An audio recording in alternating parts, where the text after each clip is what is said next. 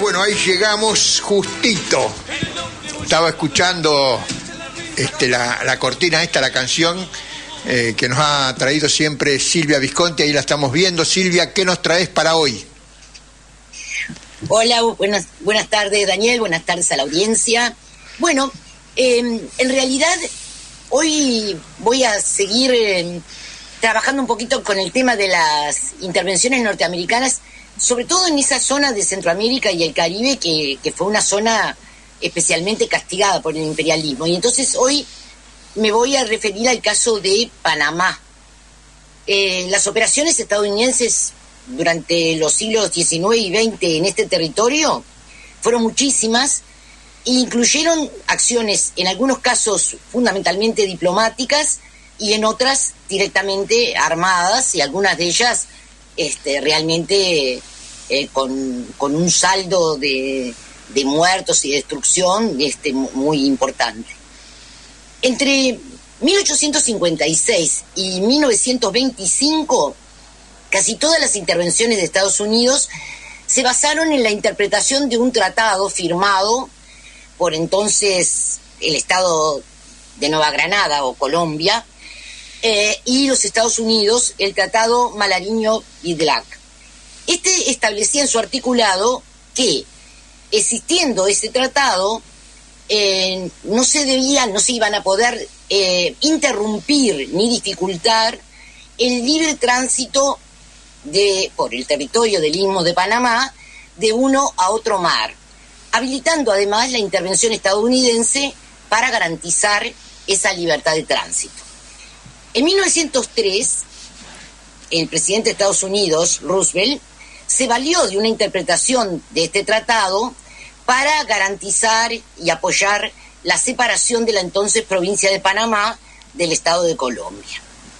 Cuando Panamá se constituye en república, va a firmar un nuevo tratado, el Tratado Jaya-Rán, que establecía que los Estados Unidos garantizarían y mantendrían la independencia de la República de Panamá, y se le concedía el derecho y la autoridad a los Estados Unidos para el mantenimiento del orden público en las ciudades de Panamá y de Colón, y en los territorios y bahías que estaban adyacentes a ellos, y que, bueno, eso era posible, si esa intervención de Estados Unidos era posible en caso de que la República de Panamá, a juicio de los propios Estados Unidos, no estuviera en capacidad de mantener ese orden. Vos sabés, Silvia, que lo que estás relatando me hace, desde que empezaste, me hace acordar a la historia del río Paraná, la libre navegación de los ríos interiores, y que ahora recién veíamos acá en la pantalla un barco de guerra norteamericano en las aguas del río Paraná. Sí, acá en Uruguay, te comento, está el Parlamento, el Frente Amplio en el Parlamento llamó al ministro de Defensa del Uruguay porque ingresó al país un barco de guerra de Estados Unidos hace una cuestión de, no sé, 2 semanas, 3, sin que fuera autorizado por el Parlamento como debe ser. Así que eso sí, acá sí, no dudo acá que sea el mismo que está ahora por Paraná, en el Paraná. Puede ser. ¿Cómo que dijiste? No escuché el último. Podría ser el mismo. Y no dudo el mismo barco. Que ese barco tenga que ver con estas acciones y con el barco que estuvo aquí. Sí, hay un tratado acá que vamos a estudiar para el próximo programa. Vamos a ver en detalle esta presencia del barco norteamericano en el río Paraná. Ya sabíamos que hubo un acuerdo, pero no lo hemos profundizado. Vamos a profundizar eso. Bueno, sí, es así. Volvamos al origen del problema. Bueno, Panamá. Cuando, como decía, está ese nuevo tratado que va a firmar, y bueno, lo que constituye ese tratado es prácticamente convertir a Panamá, país recién en ese momento independizado, digamos, en un verdadero protectorado.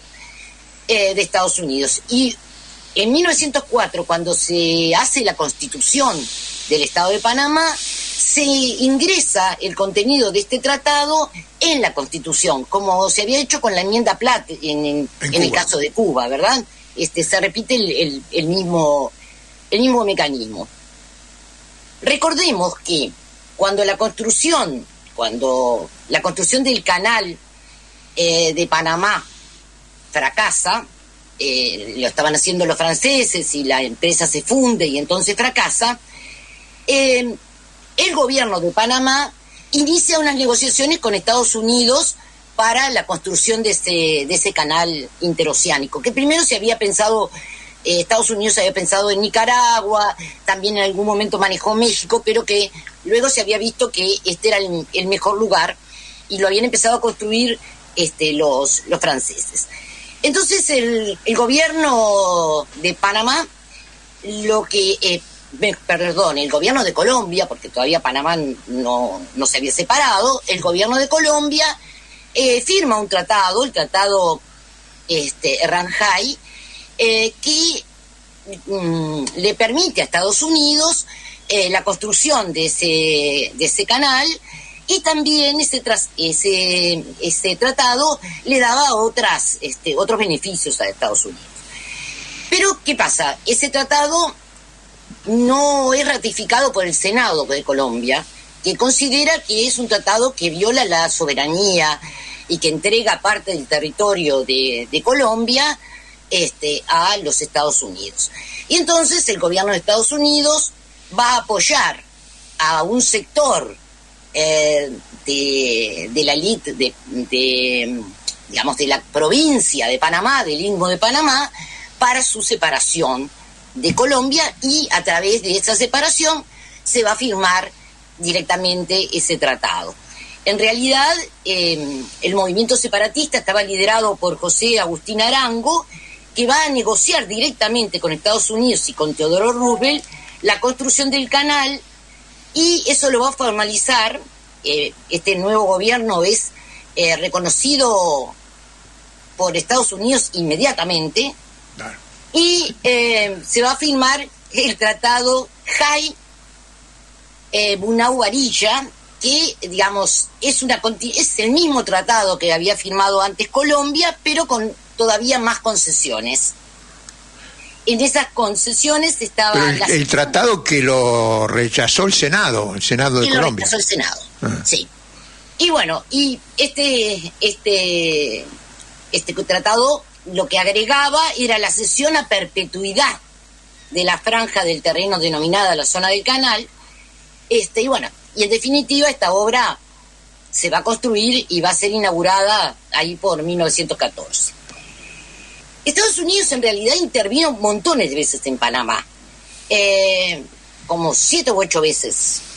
De ellas, la primera fue en 1856. Allí por un tema del ferrocarril transoceánico. Después hubo intervenciones en 1860, en 1916, en 1918, en 1921, todo con diferentes motivos, generalmente vinculados a los intereses norteamericanos en estos territorios, pero utilizando como premisa la defensa de la población estadounidense, los intereses de esta población.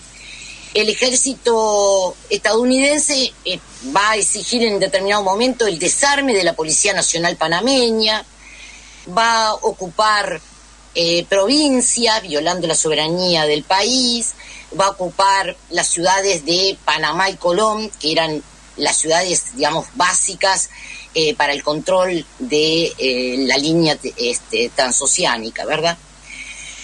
Pero en enero de 1964 se produjo un nuevo episodio intervencionista. El pueblo panameño se va a enfrentar desarmado los días 9, 10 y 11 de enero a tropas y civiles armados estadounidenses, con un saldo de 21 muertos y más de 500 heridos, en una lucha que tenía como un elemento simbólico, vamos a decir. y que se desarrolló en la zona del canal. El motivo del conflicto estuvo relacionado con que se había aprobado un acuerdo entre las autoridades de Estados Unidos y las autoridades de Panamá. En ese momento el presidente de Panamá era Chiari y el de Estados Unidos era Kennedy en el 63, cuando se firma este tratado. El bueno. Sí, el bueno. Que en realidad reglamentaba algo que tiene nada más que un valor simbólico, ¿no? ¿Cómo se iban a enarbolar las banderas de Panamá y Estados Unidos en la zona del canal? El acuerdo reglamentaba que la bandera de Panamá sería izada junto con la de Estados Unidos en la zona del canal en todos aquellos sitios que tuvieran una función civil. Mientras que en las bases militares, en la base militar de Estados Unidos y en los distintos puestos militares de Estados Unidos, solo se iba a enarbolar la bandera de Estados Unidos. Quien tenía que reglamentar de alguna manera estas cuestiones era el gobernador de la zona del canal. Bueno, lo concreto es que se produce un incidente, hay un policía que se niega a izar la bandera de Panamá en una plaza, y también en un colegio, el colegio de Gamboa. Este colegio era un colegio para norteamericanos, para estadounidenses. También se niegan a izar. Además se empieza a producir que en distintos lugares eliminan las astas para las banderas para evitar que se ice la bandera de Panamá en lugares civiles. Estas actitudes, ¿verdad?, lo que producen es que estudiantes de un colegio del Instituto Nacional de Panamá le pidan al rector la bandera del colegio, que era una bandera que tenía cierta historia, con el fin de dirigirse a la Escuela Superior de Gamboa para izarla frente a dicho colegio. Y bueno, los estudiantes panameños inician esa marcha, pero no pueden acercarse hasta el asta de la bandera porque está rodeada por estudiantes norteamericanos y sus familiares que impiden que ellos se acerquen. Se produce entonces allí un incidente, la policía, le da protección a los estadounidenses y obliga a los panameños a retirarse del área del canal a los empujones, y en esa trifulca rompen la bandera de Panamá. Esto produce una refriega general y los panameños reaccionan en una manifestación tratando de entrar a la zona del canal sin armas y con el propósito de plantar banderas, es decir, llevan una serie de banderas de Panamá. Son repelidos por la policía, que abre fuego contra los manifestantes, y también abren fuego civiles armados de la población que se llamaban los Onials, ¿verdad? Ese era el nombre con el que se conocía a la población estadounidense que vivía en la zona del canal. A la noche, el gobernador interino informa al jefe del Comando Sur del Ejército de Estados Unidos que la policía no puede mantener el orden y pide que las fuerzas militares asuman el control de la zona del canal. Y entonces unidades norteamericanas entran en acción, protegidas por vehículos y transportes de combate, y apostados en el territorio de la zona disparan, dando muerte a esos más de 20 civiles panameños que estaban desarmados, y hieren a unos 300. El presidente de Panamá, Roberto Chiari, tiene que hacer frente a la situación que se está produciendo en Panamá, porque obviamente esto genera una reacción del pueblo, y entonces decide romper relaciones diplomáticas con los Estados Unidos y declarar que Panamá no va a reiniciar las relaciones diplomáticas hasta que se acuerde abrir negociaciones para un nuevo tratado de la zona del canal. Los primeros pasos en en la dirección exigida por Panamá recién se van a dar unos meses después, en el mes de abril, cuando las dos naciones acuerdan restablecer relaciones diplomáticas y el gobierno de Estados Unidos dice que, bueno, va a revisar los procedimientos para eliminar las causas de conflicto en la zona del canal. Este incidente y esta intervención en 1964 es considerado como el catalizador para la eventual abolición del concepto de control en perpetuidad sobre la zona del canal por parte de los Estados Unidos. Esto se va a dar años después con la firma de los tratados Torrijos-Carter en el año 1977, que disolvió la zona del canal, un proceso que va a terminar en 1979, y se ponen fechas para el cierre de las bases militares de Estados Unidos y el traspaso de las propiedades que estaban en manos de los norteamericanos a fines de 1999, es decir, a comienzos del 2000. La gran potencia norteamericana se vio obligada a negociar con la minúscula Panamá ese tratado, ¿verdad? Por 13 votos de 15 en el Consejo General de Seguridad de las Naciones Unidas. En realidad solamente Estados Unidos y Gran Bretaña van a votar en contra. Todos los demás, y prácticamente toda América Latina, gran parte de Europa, la Internacional Socialista, la Unión de Países No Alineados, van a, digamos, manejarse con la necesidad de que el canal y la zona del canal sea recuperada por la soberanía de Panamá. Una pregunta, Silvia, capciosa. ¿Cuántos norteamericanos murieron? En esa refriega, acción, cuando murieron 20 y pico. En esa acción no hay ninguno, no hay ninguno.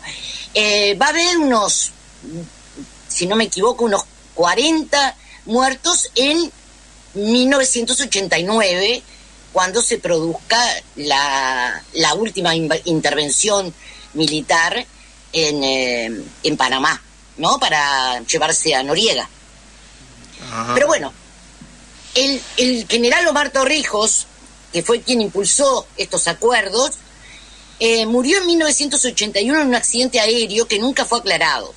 Y para muchos investigadores, Torrijos fue víctima de una conspiración planeada por la CIA y por algunos panameños, entre ellos el propio general Noriega, que asumiría el gobierno luego en Panamá después de la muerte de Torrijos. Estos afirman que Torrijos era considerado un estorbo para Estados Unidos, primero por su buena relación con Fidel Castro, por su negativa a apoyar a los contras nicaragüenses que comenzaban a luchar contra el gobierno revolucionario sandinista, y también por sus posibles negociaciones con Japón para modernizar el canal de Panamá cuando volviera totalmente a la soberanía panameña. El 20 de diciembre de 1989, el gobierno de George Bush, padre, ejecutó una nueva intervención en Panamá, la llamada Operación Causa Justa. El ataque fue durante la noche y la ocupación en las calles y ministerios se extendió durante más de 2 años. Participaron de esta operación 26.000 soldados. Y si bien no se tienen cifras concretas de muertos, se sostiene que fueron más de 4.000 los muertos panameños, la mayoría de ellos civiles. 4.000. Sí. Contra 40. Sí. Y no estoy segura que fueran 40. Andaba por ahí la cifra, pero no me la acuerdo exactamente de memoria, pero no fueron más que eso. El objetivo... ¿Cuál era el objetivo? Para Estados Unidos, lo que hizo público era capturar al general de las Fuerzas de Defensa y jefe del Estado panameño en ese momento, Noriega. Pero Noriega era un ex miembro de la CIA. Eso te quería preguntar. Sí. Formado además en la Escuela de Panamá, en la famosa Escuela de Panamá. Pero bueno, todo parece indicar que ya no era útil para el gobierno norteamericano y entonces se comienza la intención de que salga del gobierno y bueno, de alguna manera se lo acusa de narcotráfico, cosa que es posible que fuera real, pero que eso se había dado durante muchísimo tiempo y con el aval de los Estados Unidos. Pero bueno, se va a utilizar el tema de las drogas como un elemento para justificar eso, y la defensa de la democracia, para justificar la intervención en No Panamá. es el primer agente norteamericano que termina de esa manera. Sí. No, estoy pensando en ¿cómo ya? Ahí en Libia, ¿cómo es que llamaba hoy estoy mal con los nombres. Gaddafi, Godin Diem en Vietnam, bueno, y Saddam Hussein. Bueno, sí. Hay una lista nutrida. Hay una lista nutrida, exactamente. O sea que, muchachos, no sean agentes norteamericanos porque van a terminar mal. Milei, vas a terminar colgado del post del obelisco. Bueno, en nombre de la libertad. En nombre de la libertad, no lo vamos a colgar nosotros. Nosotros, ojalá, pero no, lo van a colgar ellos. Sí, porque además ese fue otro de los argumentos, era combatir a esta persona que supuestamente era un narcotraficante, pero también hacer que viniera la democracia, porque obviamente Noriega provenía de un golpe de Estado, bueno, y volver a generar un clima democrático en la República de Panamá. En realidad, una serie de documentos secretos de Estados Unidos que fueron revelados en el año 2017 echan luz sobre el verdadero objetivo de la invasión militar a Panamá. El memorando secreto dicen textualmente en una de sus partes: nuestro objetivo es desestabilizar el país sin arriesgar nuestra presencia e influencia allí, y al mismo tiempo tener una base legítima para abrogar los tratados Torrijos-Carter. Bueno, además de las pérdidas humanas que esta invasión ocasionó, hubo una enorme destrucción de gran parte de la infraestructura del país, dejando a miles de personas sin hogar, obligadas a desplazarse de sus domicilios, refugiándose en otros territorios. Aunque la ciudad de Panamá fue la más golpeada por esa operación bélica, también hubo víctimas en otras ciudades como Colón y Río Hato. Estas zonas, según la Comisión Interamericana de Derechos Humanos, fueron bombardeadas e incendiadas indiscriminadamente. Durante los primeros años del segundo milenio, miles de empresas de Estados Unidos se radicaron nuevamente en el país, en Panamá, y cientos de multinacionales se instalaron allí. En esa misma zona, cuando visité Panamá, en esa misma zona donde fueron los bombardeos, ahora hay toda una serie de enormes rascacielos. Hay una zona de rascacielos de grandes empresas que contrastan con las casas pobres y terribles de la población panameña, ¿verdad? Existen hoy entonces esos grandes rascacielos propiedad de esas lucrativas empresas y esas viviendas de los ciudadanos comunes, porque más del 20% de la población vive en la pobreza y casi un 10% en extrema pobreza. La invasión de Panamá, para terminar, fue la primera invasión de la posguerra fría. El sofisticado armamento del ejército estadounidense utilizado en esta invasión incluyó los últimos adelantos tecnológicos alcanzados por ese país en el arte de hacer la guerra. Estos luego serían usados masivamente en la guerra del Golfo y en Afganistán. Muy bueno, Silvia. Sí. Nos quedamos. Muy bien, Silvia. Estamos pasaditos de la hora y ahora tenemos otro programa después, así que buenísimo el informe. La verdad que ha sido, me parece a mí, un programa caliente del principio al final. Esperemos que la audiencia no piense lo mismo. Bueno. Un detalle. Sí. Escribió Darío Marchini, Sí. Oyente. Le agradecemos, hizo unas consideraciones sobre opiniones que estuvimos mencionando. Y le recordamos a él y a todos y a todas, porque me parece que entendió que la presentación del libro va a ser mañana. No, es el próximo martes. Martes 21 de mayo, 18:30 horas, en el Club Social y Deportivo La Cultura del Barrio, ahí en Murillo 957.